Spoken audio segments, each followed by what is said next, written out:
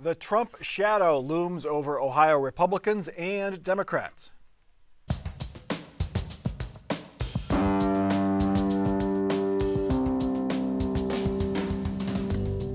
From the Battelle Studio at WOSU at COSI, this is Columbus on the Record.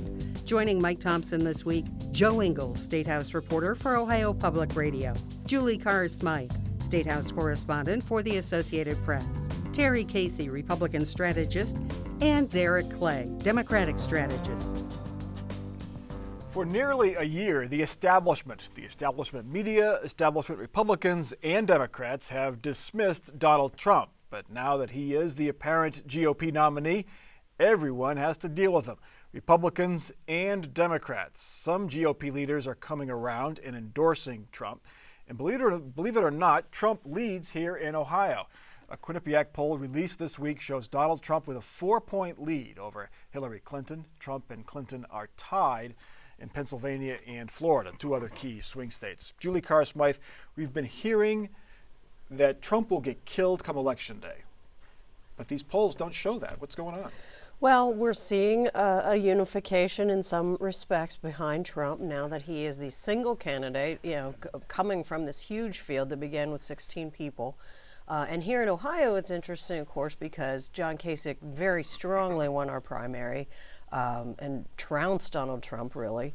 And Trump had done quite well in certain parts of the state with presumed Hillary Clinton voters as well. So this is beginning to show that shaking out. I don't think it's anywhere near done yet, but I think that that's part of what's happening. And when I looked at the internals, I was surprised that Republicans were as strong and intense in their support of Trump as Democrats were of Hillary, and independents were going more for Trump than they were Hillary. I mean, to me, I wasn't surprised that Trump had high negatives, but Hillary in Ohio actually had higher negatives in this polling than Trump did. Well, let's get to those negatives. If you look at the favorable, unfavorable ratings and how the two candidates stack up, Donald Trump has a 57% unfavorable rating, which is pretty bad until you look at Hillary Clinton's, which is at 62%.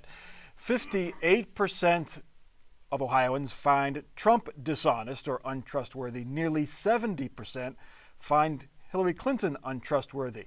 If you look at temperament, 63% say Donald Trump does not have the correct temperament to be commander-in-chief.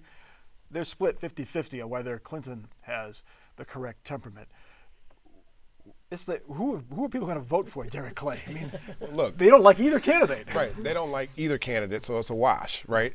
So we have to realize that it's 8 months before the election, right? And everybody is going to make their choice based on, I think, experience. And Hillary Clinton definitely has the experience. She's the more experienced campaigner because her husband was on the ballot in 92 and 96.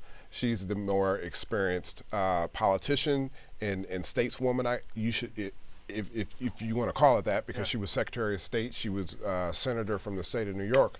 So I think when it boils down to Election Day, people are going to look at experience versus anything else. Well, Derek, I hate to disagree with you, but in '08, Ohioans in the fall didn't go with the experienced candidate. They went with Barack Obama, hope and change. And right now, the votes for Bernie and the votes for Trump are huge on both sides, and it's all about we don't trust experience, we want change, we aren't happy. But Hillary Clinton has done well, Joe Ingles, in Ohio before. She beat Barack Obama in the primary in Right, 08. right. A lot of support for Hillary Clinton in Ohio from Democrats in Ohio. And one thing we have to remember, I mean, you just said we're quite a ways away from the election. And right now, if you look at the stories about the candidates that are making news, it's, Trump eating a taco bowl and tweeting out some tweet that got all kinds of controversy, and Clinton's got the email thing, but coming into the fall, typically we see actual issues, like real issues that matter to people. And when we start seeing real issues, I think that's when we'll better know where these candidates stand. And don't forget that during this period, it'll be crucial who these candidates pick for a running mate. For example, if Hillary should pick Bernie Sanders, which has been talked about, that maybe consolidates a lot of his supporters, which might otherwise, as Terry says, they're disheartened, they might go for Trump. Elizabeth Warren is another name that would help with the Right. Bernie Sanders. But in voters. most cases, it's the VP is nice and gives media people something to talk about, but voters are focused on who's at the top of the ticket. Unless that VP is Sarah Palin, which I would contend actually hurt John McCain in 2008. Right. Well, I mean, how strongly will Republicans embrace Donald Trump? He wants to raise taxes on the wealthy. He wants to renegotiate trade deals. He supports Planned Parenthood, and that's not even talking about the comments about Muslims, Hispanics, and women. Well, that's what was so surprising out of this poll of how Republicans, and it's literally been a week or a few days when this polling was taken since the field got cleared, that the Republicans were basically solidified. And remember, in some ways, this year, again, whether it's Bernie Sanders on the left, Trump on the Republican side, having endorsements of establishment figures doesn't mean as much this year as it's meant in the past. Yeah, but Republicans are going to have to be very careful supporting Donald Trump, okay? If you support Donald Trump, it means you support bigotrous remarks. If you support Donald Trump, it means that you support degradation of women. If you support Donald Trump, it means that you support the deportation of new Americans that love this country just as much as you and I do. So ultimately, if you support Donald Trump, you support the same bigotrous, sexist values and discriminatory values that he does. And that's going to be very dangerous for especially Ohio Republicans going into the statewide elections in 2018. And I think how they support, how they come around Donald Trump is going to be key. I see a lot of these Republicans, the mainstream Republicans, not coming out in support of Donald Trump, but saying, hey, we think Donald Trump is better than Hillary Clinton. Yeah, the line came out this week, Terry. Like, we disagree with many of the things that Donald Trump says, but overall we agree on big picture constitutional issues, that kind of thing. Is that going to sell? And the anti-Hillary campaign. Well, the public in America is very concerned about a lot of different things. And Derek, you did a good job of reading off the Democrat talking points, but talking points don't mean much this year because the public is pretty smart and they've shown it, including earlier this week. I mean, I looked in West Virginia, there wasn't one county that was for Hillary. Bernie won every single county in West Virginia.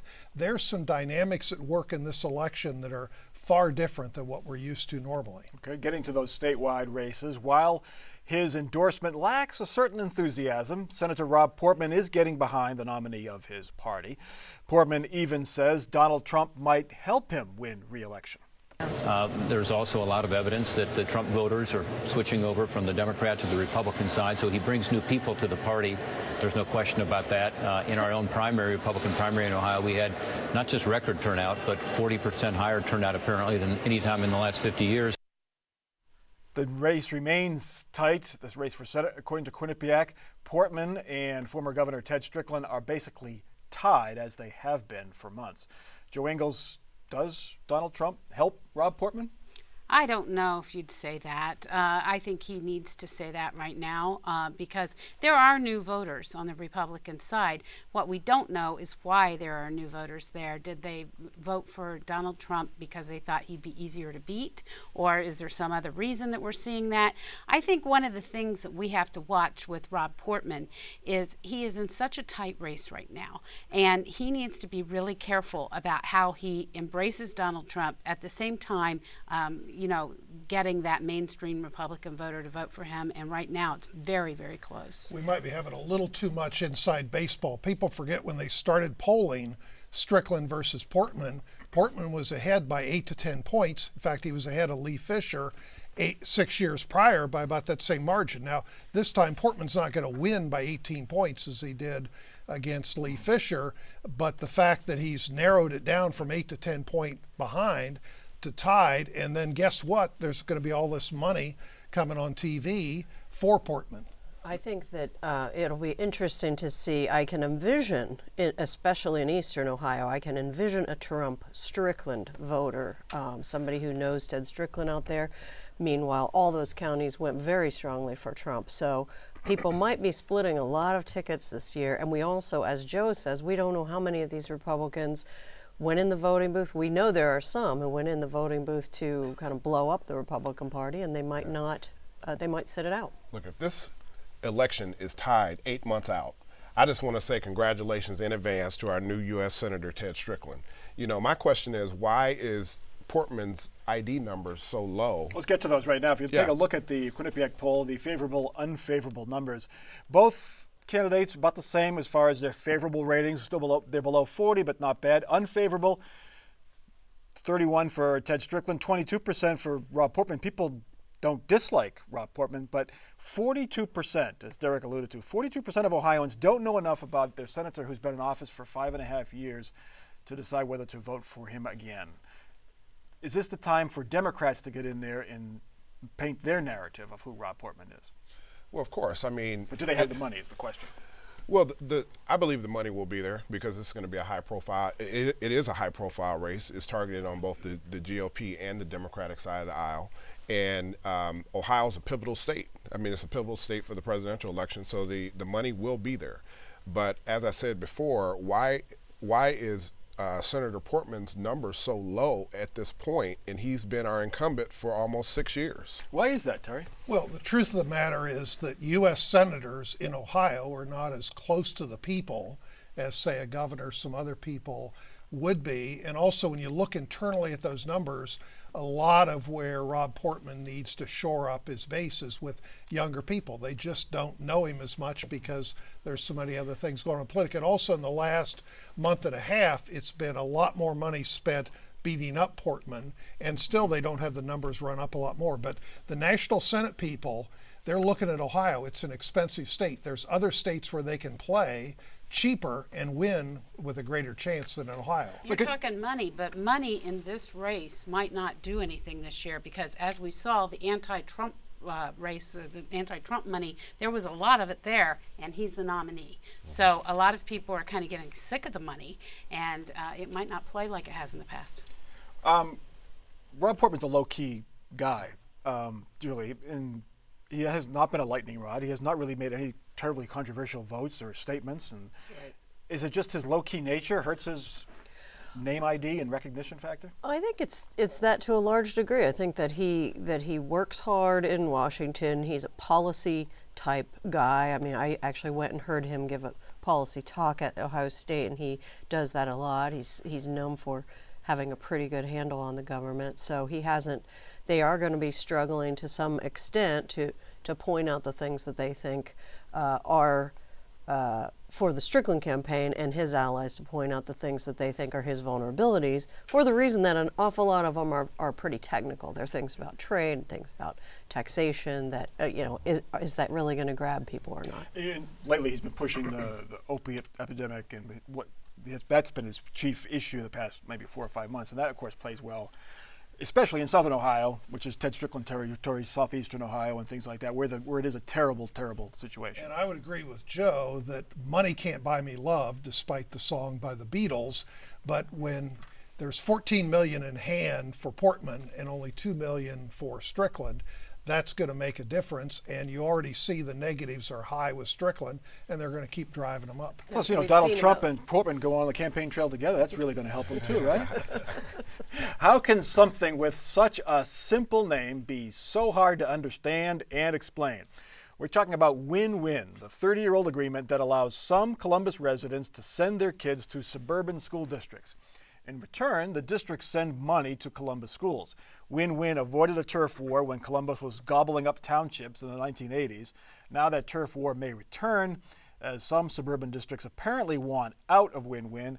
It's a decision that could affect thousands of students and property values all over Central Ohio. Terry Casey, has Win-Win outlived its usefulness? Well, it is confusing, but one key factoid, 40% of the city of Columbus is in, and already was and always has been, in suburban school districts such as Dublin and Worthington, Westerville, and other ones.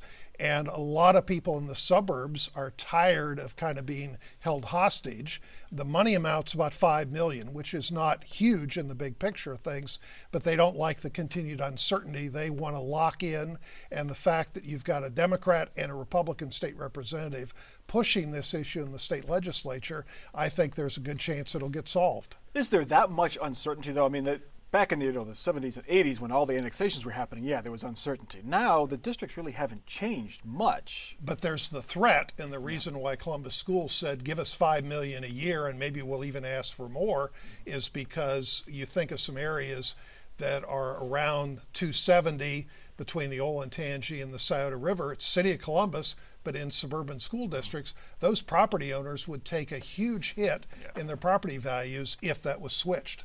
Yeah, and I'm wondering if it's a perception issue too of being Columbus City schools versus Dublin schools or Hilliard schools. You know, quite frankly, I think that we have too many school districts in the state of Ohio anyway. There's 611 school districts across the state, and in a state that has 88 counties. So, you know, that's an issue that I hope that the legislature will look at someday as well. So, Derek, do you want one countywide system in Franklin County? I'm not saying that we have to have one countywide system, but I think that, you know, 611 for a state that has 88 counties is a bit much.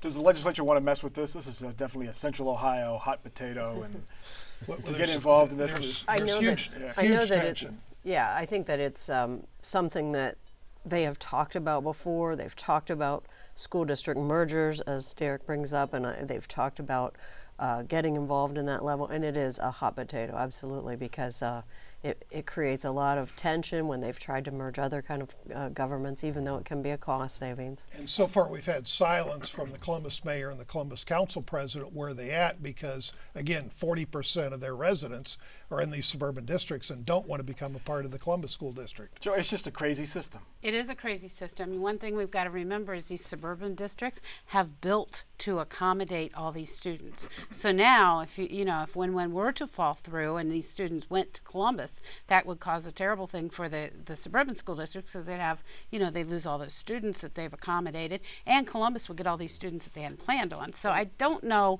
actually how big this fuss is over the numbers. I think it's more a fuss over the permanency. They want something permanent. And on the other hand, though, some of the districts are landlocked, Bexley, Worthington, and so forth, and they are crowded, and so there might be some new win-win situation. Yeah, Dublin's expanding. They say they're going to need like 10 new buildings in the next several years. But Bexley and Arlington and Grandview Heights, they can't move or annex anybody because Columbus totally surrounds them. All right. It looks like Columbus voters will get a chance to change how city council operates. Supporters of ward or district city council representation have collected signatures to force a ballot measure. If approved, City Council would expand from 7 at-large members to 13 members, with 10 of those members elected from districts to specifically represent those neighborhoods. At-large members are elected citywide and can live anywhere. Derek Clay, is a district system better than an at-large system for City Council? I think that there's arguments for both, definitely. My only issue with a ward system versus at large is that it creates segregation within our community. When you have 7 at-large members, all of those at-large members are advocating for the city of Columbus. Now, there may be disagreements within the council members on their approach as to how we grow our city, but when you have a ward system, and if I'm the ward person for let's say Ward 1, then I'm advocating for Ward 1 first, and then I'm worried about the rest of the city of Columbus. So in addition to that, there's an added expense to taxpayers if we add more council people to our current council. Well, Derek, if you look at the 25 largest cities in America, Columbus is the only one without any type of ward representation. And I know certain downtown people like it the way it is now because they appoint, they contribute, they kind of own, they control the current council, and it's wonderful business as usual. You push the cash machine button, you get it out. But all these other cities in America, are they doing something wrong? That's a great soundbite, Terry. But at the same time, we're not those other 25 cities. We're the city of Columbus, and we do things very well in a very unique and different way. I think that the at-large system has been working in this community for several years. The council people as well as the business community. Of course, there's dialogue about different things that are happening within our city, but it's been working well. And I think that the Republicans are just jealous because they have not found a way to elect someone to city council yet. Now the term works is a relative term, Julie, but representation works in Congress. That's where the Congress is set up. It works in the State House. Yes, we have gridlock and partisanship and gerrymandering, Right. but if they can do it, why can't city government do it? Right, and that's the main argument is sort of, a representative, we're all used to it as Americans. We have sort of the way that our Congress is set up is by population and then also senators are in a way at large and Congress people are ward, if you will. Of course, then you see total messes in cities where a ward system is put in, and they're well known for internal bickering and politics, Chicago being one, Yep. Cleveland being one, where it can really fall apart because everybody's just clashing all the time. So Yeah, ward has a dirty connotation. That's why the supporters of this like the term district and not ward, but they're trying to change that, but they're synonymous. Well, and if everything's so perfect in Columbus, why was the red light camera scandal, John Raphael, the payoffs, the kickbacks, all those things, why did they go on? Alleged. No, he's pled guilty. Yeah, but he didn't. He said he took the money. He didn't. He pay just it said back. he was guilty of extortion, not bribery, but we know all the money was there because the dispatches reported it. Is this going to be in November or August? Terry? It'll be in August. Right now, they're doing about 52% approval.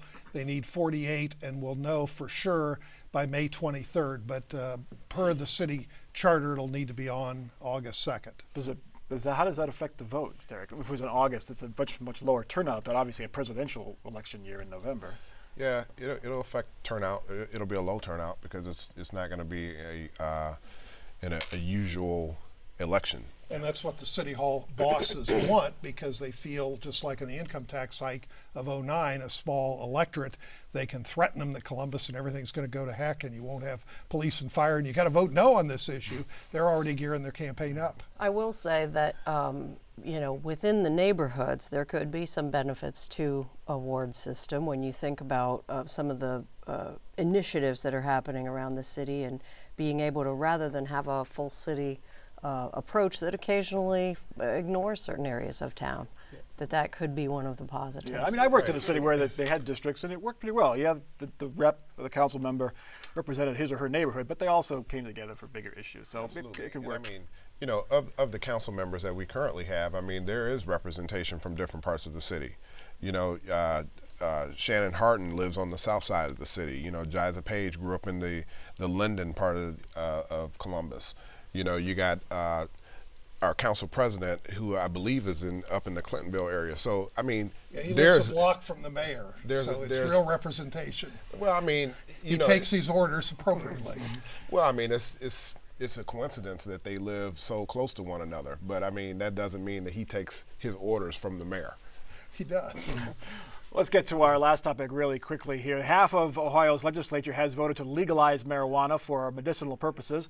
The Ohio House overwhelmingly okayed legal medical pot. It would require a doctor's prescription to treat 20 conditions, and patients can't smoke it. House members say they're giving the public what it wants. Supporters say the bill is not enough. I was convinced that we needed to look at doing something after hearing from voters all across the state, and that's why I thought it was important that our job is to come to Columbus and lead. That's what the people elect us to do. The bottom line is there's going to be very few Ohio doctors that are going to be willing to participate in a system so filled with red tape and restrictive requirements. It takes 2 years under their bill for this system to even be implemented. Patients have been waiting 10 years and longer for the Ohio legislature to act. They shouldn't have to wait 2 more years for the implementation on this. Julie, this looks like it's going to the ballot because the Senate is not going to really liberalize the House bill that much to satisfy those folks. No, I mean, the Senate will pass it fairly quickly. They might make some changes. My sense is they'll be relatively technical, and so it will go as is. There's no interest at the State House in legalizing pot for smoking purposes, legalizing home grow. And that's part of what the ballot issue would allow.